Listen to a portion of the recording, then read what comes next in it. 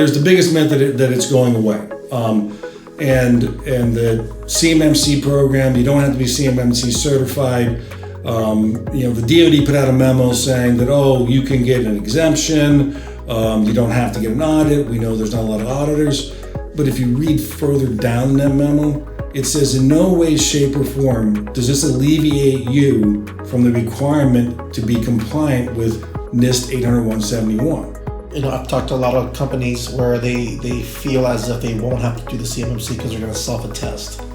And that's a scary road to walk down because you need to be absolutely 110% sure that you will meet every control when you self-attest, because if you don't, you're now running potential legal liability.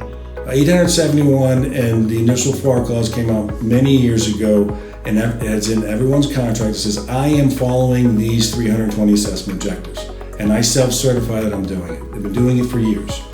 And then the program came along because when they went out and looked, they found that it was, I think, less than 1% of DoD contractors were actually doing it. A lot of them never even knew about it.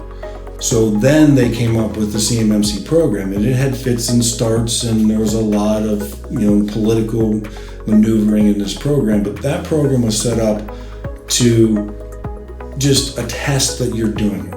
Once again, contracting officers don't know. You can throw a 1,000-page SSP at them that just says nothing, and they don't know if you're actually doing it or not.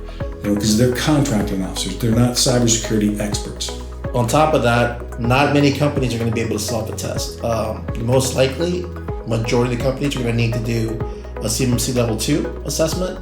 That is through a 3PAO. So it's important to get beyond the idea that you can figure a way around this.